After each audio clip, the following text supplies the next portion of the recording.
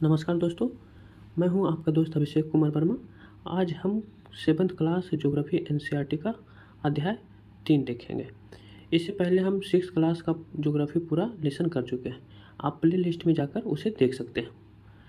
इस चैप्टर का पीडीएफ मेरे टेलीग्राम चैनल पे मिल जाएगा। आप टेलीग्राम पे जाकर के सर्च कर सकते हैं स्टडी IAS विद वर्मा जी। तो चलिए शुरू करते हैं। आज का हमारा टॉपिक है हमारी बदलती पृथ्वी। किस प्रकार हमारी पृथ्वी गति करती है और उससे क्या क्या बदलाव आता है, जैसे भूकंप कैसे आती है, ज्वालामुखी कैसे आती है, पहाड़ का निर्माण कैसे होता है, ये सब के बारे में हम जानने का कोशिश करेंगे। तो चलिए स्टार्ट करते हैं। हमारी बदलती पृथ्वी।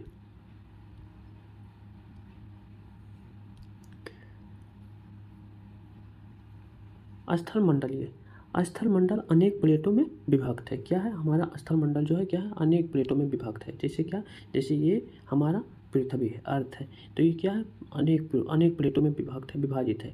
जैसे प्लेट, एक प्लेट इधर, ये 7 बड़े बड़े प्लेट और 20 छोटी छोटी प्लेट में विभक्त है।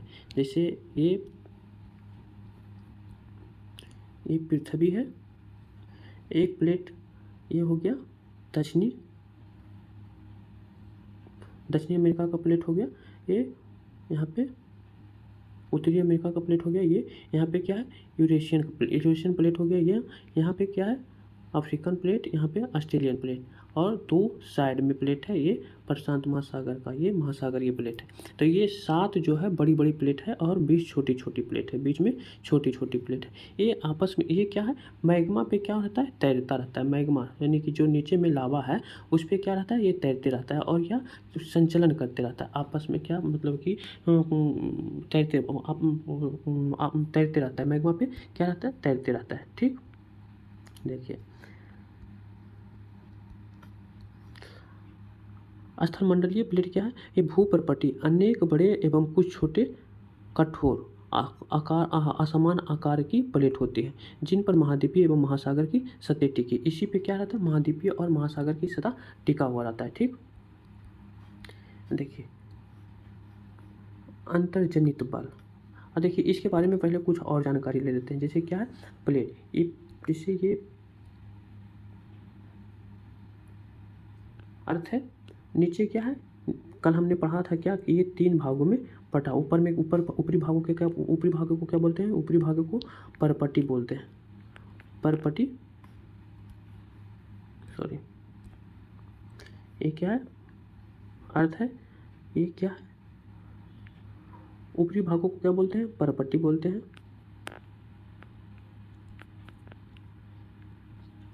बीच को क्या बोलते हैं, मेंटल बोलते हैं।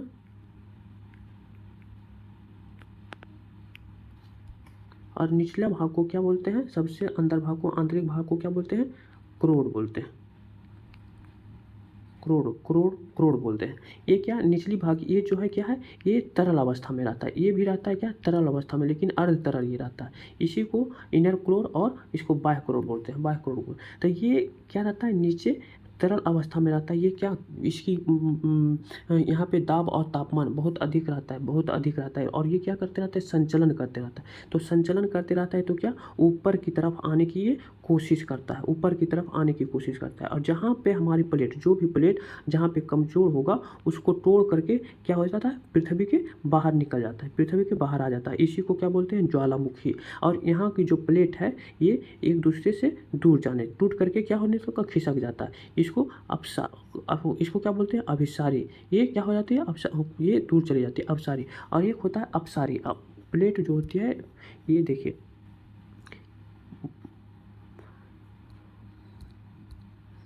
एक प्लेट है, ये एक प्लेट ये है, ये एक दूसरे से क्या जा रहा है, दूर जा रहा है। इसको क्या बोलते हैं, अभिसारी। और एक क्या है, एक प्लेट ये है, एक प्लेट ये है, और एक दूसरे से क्या आ रहा है, नज़दीक आ रहा है आपस में, तो ये अभिसारी। तो अभिसारी होता है। तब ये दोनों जब आपस में आकर के टकराएगी तो क्या होगा, फिर भूकंप उत्पन्न होगा और ये दो भूकंप आएगा, तेज भूकंप आएगा।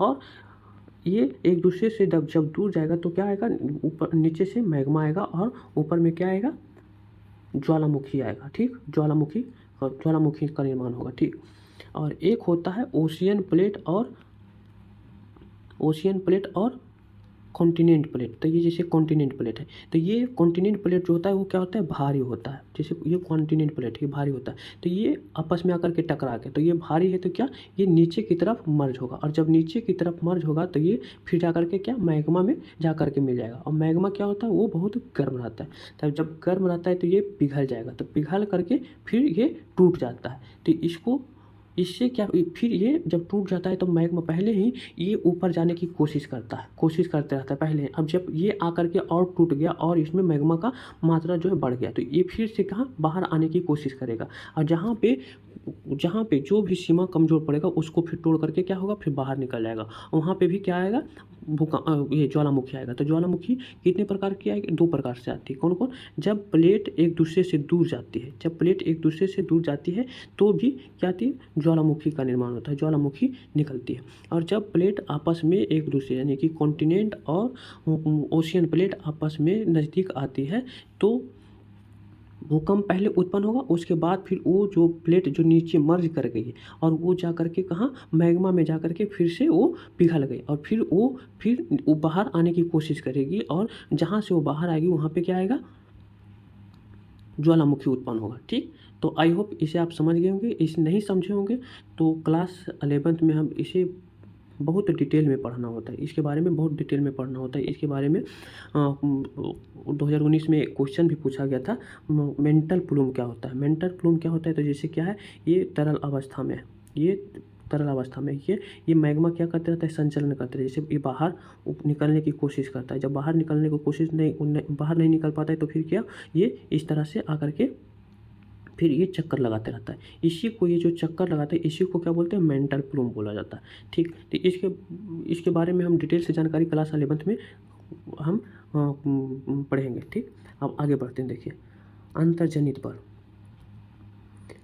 जो पृथ्वी के आंतरिक भागों में घटित होती है उसे क्या बोलते हैं, अंतर्जनित बल बोलते हैं। और जो बाहर में घटित होती है पृथ्वी के सतह पे होती है उसे बाह्यजनित बल बोलते हैं। तो अंतर्जनित कौन कौन सा हो गया, जैसे भूकंप हो गया, ज्वालामुखी हो गया, उसे क्या बोलते हैं, अंतर्जनित। और बाह्यजनित बल नदियों द्वारा निक्षेपण या फिर हवाओं द्वारा निक्षेपण, अपरदन, ये सब क्या हो गया, बाह्यजनित बल होता है।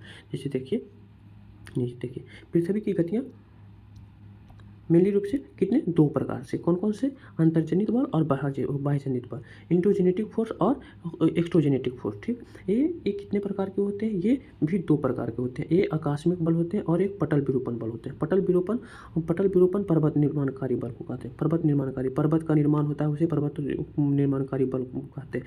और आकस्मिक बल क्या है, ये 3 प्रकार के होते हैं। कौन कौन सा, भूकंप से जो होता है उसे भूकंप को भी आकस्मिक बल बोलते हैं। ज्वालामुखी को भी क्या, आकस्मिक बल का ही भाग है। भूस्खलन क्या होता है, जैसे अभी हाल फिलहाल में 2021 20 में क्या आया था, उत्तराखंड में एक भूस्खलन हुआ था। अभी अरुणाचल प्रदेश में जो हुआ था वो भूस्खलन हुआ था, तो उसे भूस्खलन होता है। और बाह्यजनित बल में एक क्या होता है, अपरदन और निक्षेपण से क्या होता है। देखिए ये क्या क्या, जैसे इसके बारे में देखिए,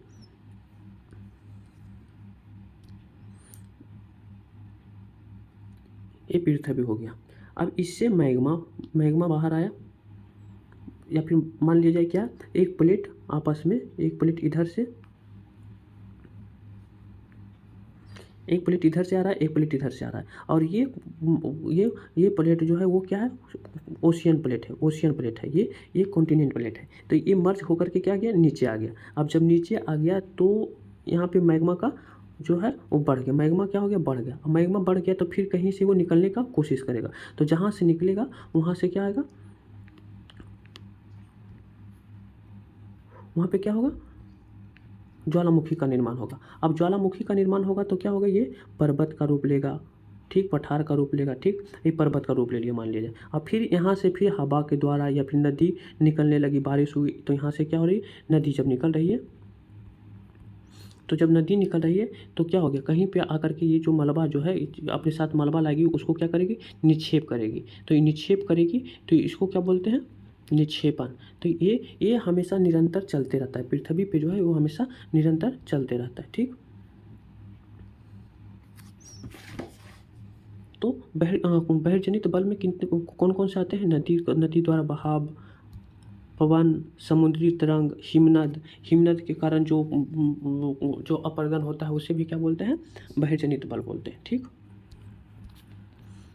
अब देखिए, आप जानते होंगे कि क्या भूकंप को किस में मापते हैं? रिएक्टर स्केल पे मापा जाता है। रिएक्टर स्केल पे मापा जाता है। और भूकंप को जो आपको पता होगा कि क्या तीव्र भूकंप किसे कहते हैं, मध्यम भूकंप किसे कहते हैं? जब छः छः से अधिक जब भूकंप आएगा तो उसके क्या कहते हैं? विनाशकारी। ये फिर क्या, वो हमारी इमारतें को गिरा देती है। तो हम इसे क्या बोलते हैं? विनाशकारी भूकंप बोलते हैं। इससे कम जो आता है वो क्या उतना नुकसानदेह नहीं होता। ऐसे पृथ्वी पे हर एक मिनट पे भूकंप कहीं ना कहीं आते रहता है।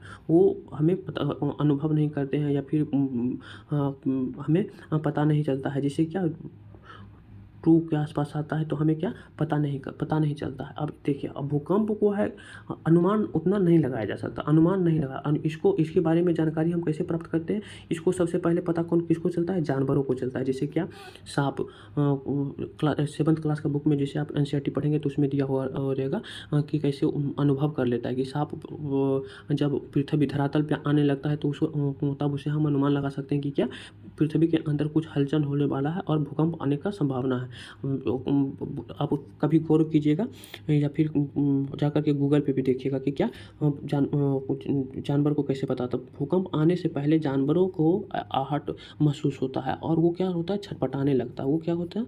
वो छटपटाने लगता है। तो वो सबको पहले अनुभव हो जाता है, हम लोग से पहले अनुभव हो जाता है। ठीक, देखिए, बहिर्जनित बल हम लोग देख लिए। देखिए, ज्वालामुखी क्या बोलते हैं? भूपर्पटी पर खुला हुआ एक ऐसा छिद्र जिससे पिघले हुए पदार्थ अचानक निकलने लगता है, उसे क्या बोलते हैं? ज्वालामुखी। जैसे कि मान लिया जाए क्या, देखिए ज्वालामुखी नीचे क्या है? ये मैग्मा है, नीचे मैग्मा है। और ये क्या हो रहा है? ये ऊपर आ रहा है। इसको क्या बोलते हैं? इसे क्या बोलते हैं? यहाँ पे सूर्य निकलता है, यहाँ पे रहता है क्रेटर। ये कि इस चाप की आकार का होता है। ये चाप की आकृति का होता है। यहाँ पे चाप के, इसको बोलते हैं क्रेटर। इसको निकास, जो नली है इसको निकास नली बोलते हैं। और ये क्या है? फिर लावा है। ये क्या है? परपट्टी है, मेंटल है। इसके बारे में हम कल पढ़ लिए थे, पिछले क्लास में पढ़ लिए थे। और इसके बारे में डिटेल से जानकारी हम क्लास 11th में करेंगे, क्योंकि इससे क्वेश्चंस PT और मेंस दोनों में आने की संभावना रहता है, हमेशा बना हुआ रहता है। तो इसके बारे में हम क्लास 11th के चैप्टर में पढ़ेंगे अच्छे से। ऐसे आपको जो समझ में नहीं आया होगा उसे आप कमेंट में कर सकते हैं, अगले लेसन में हम उसे समझाने की कोशिश ज़रूर करेंगे। ठीक, देखिए,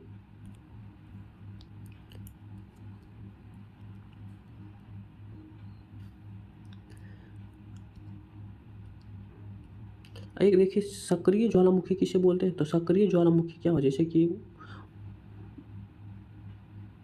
ये अर्थ हो गया, नीचे क्या है? मेंटल है। और एक समझ लीजिए क्या एक नली के द्वारा पृथ्वी की परपट्टी से जुड़ा, एक नली के द्वारा पृथ्वी की परपट्टी से जुड़ा हुआ है। और यहाँ पे क्या हमेशा निकलते रहता है। उसे हॉट स्पॉट बोलते हैं। ज्वालामुखी का हॉट स्पॉट बोलते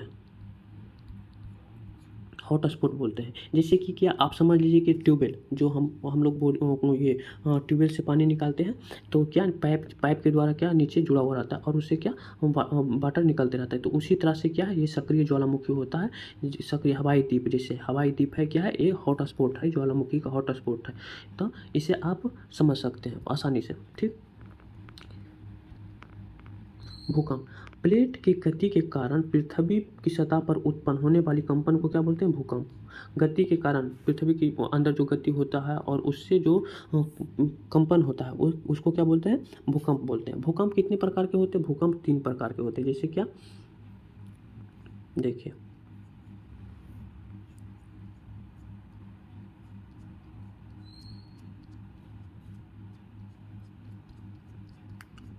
सॉरी वो फिगर मैंने नहीं लगाया, मैं भी बता देता हूँ। देखिए, ये क्या है?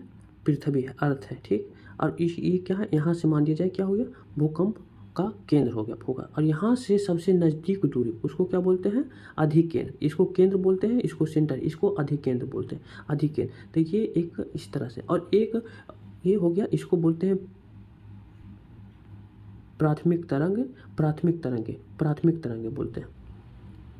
या पी तरंग बोलते हैं, ठीक। और एक फिर यहाँ से एक आता है, इस तरह से आता है, इसको बोलते हैं ये सेकेंडरी सेकेंडरी तरंग बोलते हैं, इसे द्वितीयक तरंग बोलते हैं, इसे बोलते हैं एस तरंग, इंग्लिश में एस तरंग बोलते हैं। और यहाँ पे एक जो इस तरह से आकर के एक मिलता है, इसको बोलते हैं एल तरंग या एल तरंग बोलते हैं, या धरातल की तरंग।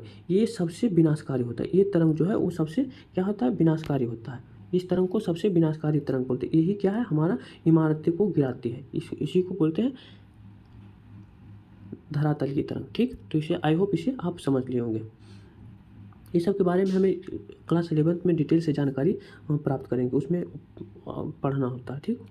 देखिए, भूकंप उद्गम केंद्र क्या, भूपर्पटी के नीचे वह स्थान जहाँ से कंपन आरंभ होता है। जैसे अभी हमने बताया था क्या, भूकंप, जैसे पृथ्वी है, ये अर्थ है, यहाँ से भूकंप स्टार्ट हुआ, तो इसको क्या बोलते हैं, केंद्र। भूकंप का उद्गम केंद्र। और अधिकेंद्र क्या है, उद्गम केंद्र से भू सतह पर उसका निकटतम स्थान, और यहाँ से सबसे निकटतम स्थान जो होगा उसी को क्या बोलते हैं, अधिकेंद्र बोलते हैं, ठीक।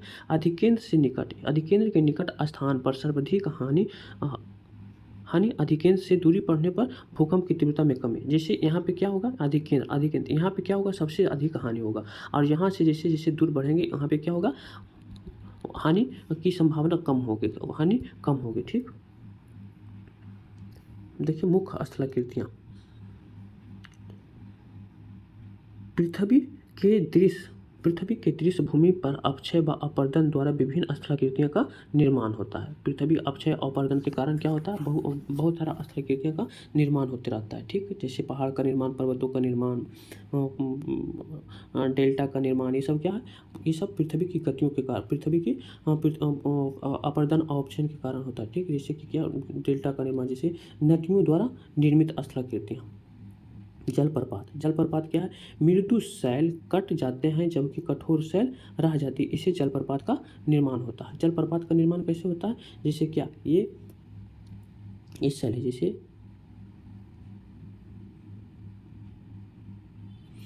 ये क्या है, शैल है, ये ऊपरी शैल जो है वो कोमल शैल जो है, वो क्या होती है, कट जाती है, अपर्दन हो जाती है। और कठोर शैल, ये सब क्या है, कठोर शैल है, नीचे वाला कठोर शैल है, ये क्या रह जाता है, तो इसका कटाव नहीं हो पाता है, और इससे जो स्थलाकृतियों का निर्माण होता है उसको क्या बोलते हैं, जलप्रपात बोलते हैं। ऊपर से नदियाँ निकल रही है और ये नीचे की तरफ आ रही है, इसे क्या बोलते हैं, जलप्रपात बोलते हैं, ठीक। उसे जलप्रपात बोलते हैं, ठीक। जैसे एंजेल जलप्रपात वो वेनेजुएला में विश्व का सबसे ऊंचा जलप्रपात है। ये एंजेल जलप्रपात विश्व का सबसे ऊंचा जलप्रपात है, ठीक।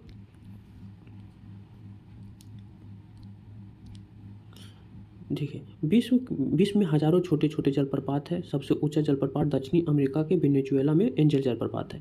अन्य जलप्रपात जैसे उत्तरी अमेरिका में कनाडा तथा संयुक्त राज्य अमेरिका में के सीमा पर स्थित नियाग्रा जलप्रपात, और अफ्रीका में जाविया जलप्रपात, जिम्बाब्वे की सीमा पर विक्टोरिया जलप्रपात, ये सब क्या है, ये सब जलप्रपात है। आपका ये होमवर्क रहा, आपको जो मिलता है, जो होमवर्क करने को मिलता है, जो बोलते हैं, उससे आप जरूर करें, आपके काम लायक हो, आपको बहुत मदद मिलेगा। अब बिना आप सोचेंगे कि बिना हम कुछ किए हुए हम क्वालिफाई कर जाए, तो ये संभव नहीं है। तो आपका होमवर्क क्या है कि जितने भी एनसीईआरटी में ये जो दिया हुआ है, कौन कौन सा, नियाग्रा जलप्रपात, अफ्रीका में जाम्बिया एवं जिम्बाब्वे की सीमा पर विक्टोरिया, आपको ये होमवर्क रहा कि इसका लोकेशन पता कीजिएगा, और किस नदी पे, आप कमेंट में कीजिएगा। आपको रहा होमवर्क कि क्या आपको किस नदी पे ये सब जलप्रपात है, उसको आपको पता लगाना है और कमेंट करना है, ठीक।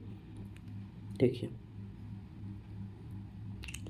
विसर्प, नदी के मुड़दार मार्ग को क्या बोलते हैं, विसर्प। जैसे क्या, नदी क्या है, पर्वतों से जैसे निकलती है, पर्वत से नदी निकलती है, तो पर्वत से जब नदी निकलती है या पहाड़ से जब नदी आती है स्थल पे, तो उसकी जो है बहाव जो है वो क्या हो जाता है, धीमा हो जाता है। तो धीमा हो जाता है तो क्या, वो उसकी गति वो जो चलती है, कैसे चलती है, वो विसर्प के द्वारा चलती है। ये कैसे चलती है, विसर्प।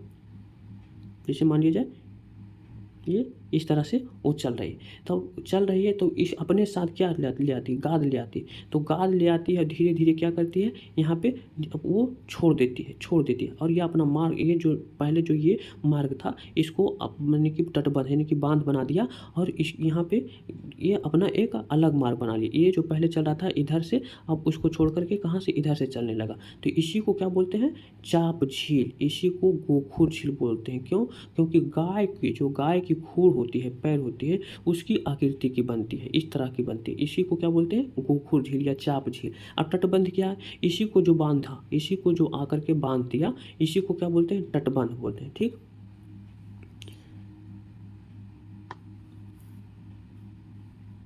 ये चाप झील। डेल्टा, आप डेल्टा के बारे में आप तो जानते होंगे कि क्या, पर समुद्र में मिलने से पहले जो अपने साथ गाद ले आती है, और वो उसे क्या करती है, निक्षेप करती है। जैसे क्या, लाई निक्षेप कर दी, और वो क्या, त्रिभुजाकार की आकृति बनाती है, उसे क्या बोलते हैं, डेल्टा बोलते हैं। और वो फिर वहाँ से क्या, अनेक नदियाँ जो होती है, अनेक मार्ग में वो विसर्प हो जाती है, अनेक मार्गों में बहने लगती है, और क्या, यहाँ पे डेल्टा का निर्माण होता है, उसे क्या बोलते हैं, डेल्टा। ठीक, देखिए समुद्री तरंग से जो स्थलाकृतियाँ बनती है, जैसे समुद्री गुफा कैसे बनती है, तो समुद्र में जो चट्टानें या समुद्र में जो पर्वतें होती हैं, उसको क्या करती है, अपने तरंगों से क्या करती है, उस पर चोट करते रहती है। जब चोट करते रहती है तो क्या, अंदर की तरफ वो क्या बनाती है, गुफा की आकृति बना देती है, गुफा, उसे क्या बोलते हैं, समुद्री गुफा। और ये फिर लगातार ये तरंग, मतलब कि जो तरंग है वो प्रवेश करते रहता है, ये मतलब कि चोट करते रहता है। तो ये इस तरफ से उस तरफ, मतलब कि जो पहाड़ है या चट्टानें हैं, उसको इस साइड से उस साइड, मतलब कि आर पार कर देती है। उसे क्या बोलते हैं, तटीय मेहराब। इसे क्या, तटीय मेहराब। जैसे क्या, ये तटीय मेहराब है, वो क्या है, ये तटीय मेहराब है। ठीक है, अब देखिए अष्टैक क्या है। अब अष्टैक क्या है, जब ये गुफा की आकृति, मतलब कि ये तटीय मेहराब बन जाता है, तो इसको क्या, ऊपर की जो छतें हैं, उसको भी क्या करती है, तोड़ देती है, और कि सिर्फ एक क्या, किसी में स्लेट के आकार की, यानी कि दीवार की आकृति को बन जाते हैं। उसी को क्या बोलते हैं, अष्टैक बोला जाता है, उसको अष्टैक बोलते हैं। ठीक है, अब समुद्र भृगु क्या है, ये देखिए इसके बारे में, ये क्या मान लिया जाए कि समुद्र के कुछ जो, जहाँ पे, जिस समुद्र के तट पे एक बीच नहीं है, बीच किसे कहते हैं, तो जहाँ पे क्या है, खुला मैदान, मतलब मैदान है, वहाँ पे आप बीच शायद सुने होंगे या फिर देखे होंगे, मूवी में देखे होंगे, गोवा के बीच पे गाना सुने होंगे, एक आया होगा गोवा वाले बीच पे।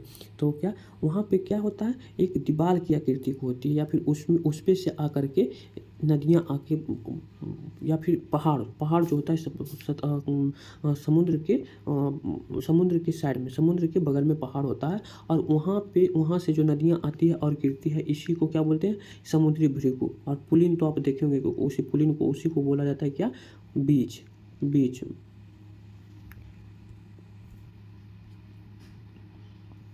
देखिए हिमनद द्वारा स्थलाकृतियाँ, ग्लेशियर झील का निर्माण कैसे होता है, ग्लेशियर झील, मान लिया जाए क्या, ये क्या है, ग्लेशियर है, ये क्या है, ग्लेशियर है, ऊपर में ग्लेशियर है, और नीचे ये हल्का हल्का, यहाँ पे क्या हो रहा है, हल्का हल्का ये पिघल रहा है, पिघल के ये नीचे बंध गया, और ये खाली हो गया, और इसमें आकर के बारिश की पानी, या फिर ऊपर से पिघल करके जो बर्फ आती है, और ये आकर के जमा हो जाती है, इसी को क्या बोलते हैं, ग्लेशियर झील। इसको क्या बोलते हैं, ग्लेशियर झील। और हिमनद हिमोड क्या बोलता है, हिमनद हिमोड जो होता है कि ये जो हिमोड है अपने साथ, मतलब कि पिघल करके ये आगे बढ़ती है, उसी को क्या बोलते हैं, हिमनद हिमोड। और अपने साथ क्या लाती है, गाद लाती है, उसे हिमनद हिमोड बोलते हैं। ठीक, पवन द्वारा कार्य, जैसे छत्रक सेल किसे बोलते हैं, ये छत्रक सेल जैसे होता है,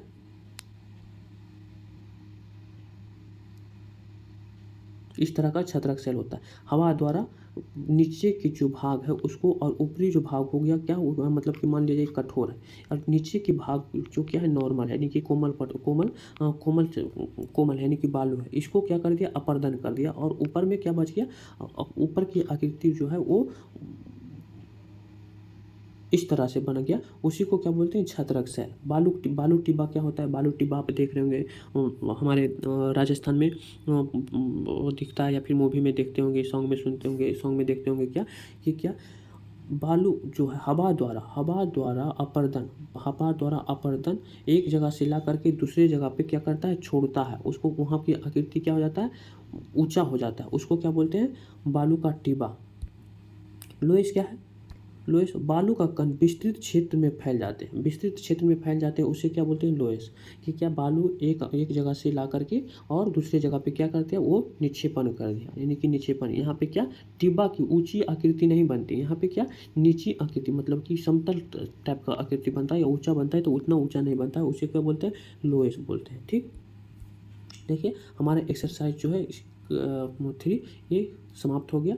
आपको जो भी समझ में नहीं आया होगा आप कमेंट ज़रूर कीजिए, और जो आपको बोला जाता है, होमवर्क दिया जाता है, उसे आप ज़रूर करें। साथ में करेंगे तो ही हम लोग क्या करेंगे, क्वालीफाई करेंगे। तो आई होप आप समझ गए होंगे, नहीं समझे होंगे तो आप कमेंट कर दीजिएगा। अगले सेशन में हम लोग उसे ज़रूर सॉल्व करने की कोशिश करेंगे। Thank you. Thank you.